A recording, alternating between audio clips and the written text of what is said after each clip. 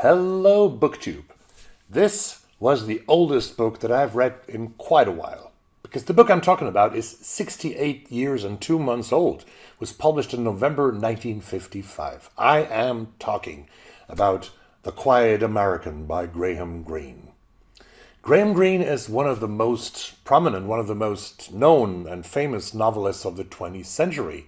Between 1929 and 1968, he published actually 26 novels, several short story collections, plays, essays, non-fiction books, and even poetry.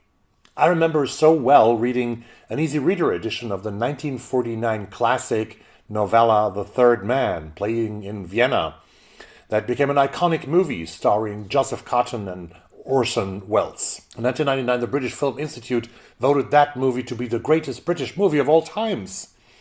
And the music theme also became very famous, which is it's played whenever the third man is appearing in the movie, and done by the Austrian sitar player Anton Karas. It goes like.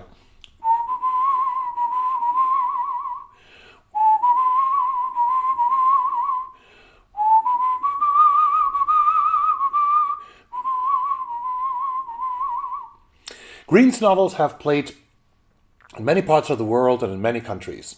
In Austria, The Third Man, I talked about it. In Argentina, The Honorary Consul. In Cuba, Our Man in Havana. And in Vietnam, The Quiet American, even in a lot of African countries. Because Greene was traveling a lot during his life.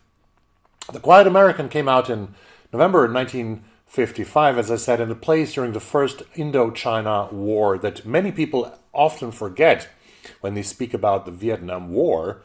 This is the time after World War II, after the Second World War, when France is fighting in Vietnam to keep a grip on its colonies. There are three protagonists in that novel, two men and a young woman. The narrator is the British journalist Thomas Fowler, who is addicted to opium and who has an 18-year-old Vietnamese girlfriend called Puong. In the beginning of that book, Fowler gets notice of the death of a young American embassy employee by the name of Alden Pyle. Pyle is apparently working for an American Secret Service. It is never mentioned, but it's very likely the CIA. He falls in love with Puong, and very strangely, he asks Fowler to set Puong free so that Pyle, would be able to marry Puong and take her to the US. The older Fowler is still married to a Catholic woman in the UK who will not let him go, and that's why Pyle asks him. Graham Greene describes this guy, Alden Pyle, as a young and naive American who has no real insight and no real understanding of what's happening in Indochina, and he has no sensitivity for or awareness of the cultural differences between the US and other countries.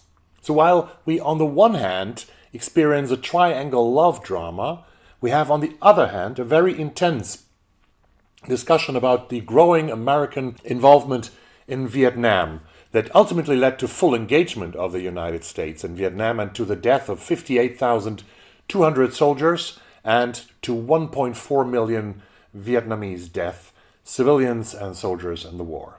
It is stunning to read this novel from 1955, knowing how accurate actually Graham Greene predicts an ongoing and rising American involvement that actually started later when John F. Kennedy stepped up, and then Lyndon B. Johnson even more, the American escalation into the war of the 1960s. Another topic of that novel is the discussion if a foreign journalist and how far a foreign journalist like Fowler is allowed to take a side in a conflict he or she is reporting about.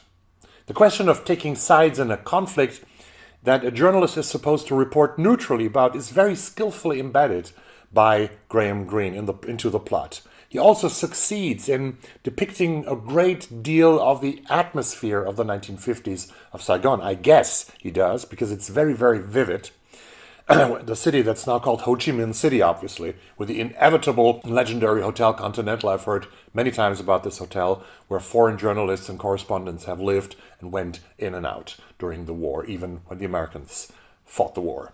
His narrative is not only colorful and is exciting, it also addresses a lot of moral issues and brings them to a resolution.